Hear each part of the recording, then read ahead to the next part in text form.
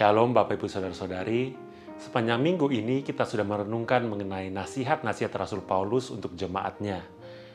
Hari ini kita akan melihat nasihat terakhir yang tercantum di dalam bagian akhir suratnya, yaitu mengenai pertobatan. Dalam Yakobus 5 ayat 19, kita melihat sesuatu yang sangat menarik, yaitu orang percaya ternyata masih sangat mungkin menyimpang dari jalan kebenaran. Kita tidak perlu terkejut ketika mendengar berita bahwa ada pendeta yang menjadi mu'alaf, bahwa ada pendeta yang melakukan pelecehan, atau ada pendeta yang terlilit pinjaman online. Semua itu mungkin terjadi kepada setiap kita. Yang perlu kita perhatikan ialah tanggung jawab komunitas untuk membawa domba yang terhilang itu kembali ke jalan kebenaran. Inilah pesan yang paling utama daripada bacaan kita hari ini.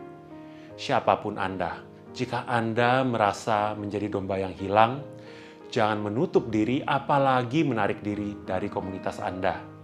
Ingat, urusan dosa memang adalah urusan pribadi Anda dengan Tuhan, tetapi urusan pertobatan adalah urusan Anda, Tuhan, dan komunitas.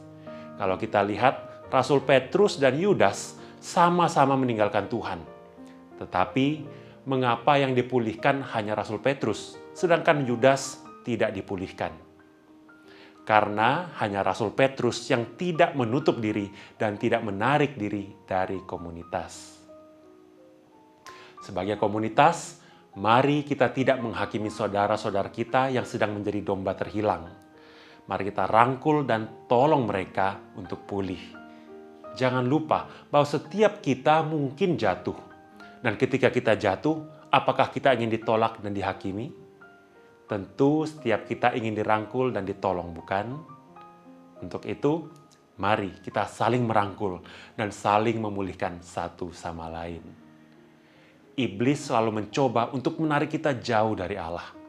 Tanpa kita sadari, ia menggoda kita dan membuat kita jatuh ke dalam dosa gibah, dosa flexing, dosa kesombongan, dosa cinta uang, hidup tanpa integritas, dan seterusnya. Tatkala kita jatuh, kita perlu ingat bahwa kita masih memiliki kesempatan untuk bangkit.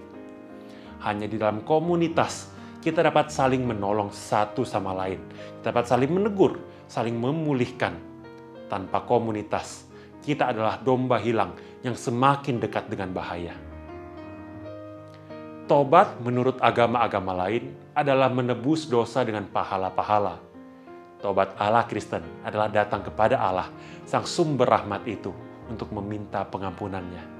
Dan datang kepada sesama untuk dikuatkan, dihiburkan, dan dipulihkan. Mari kita menghidupi komunitas yang saling mempertobatkan satu sama lain. Tuhan memberkati kita sekalian.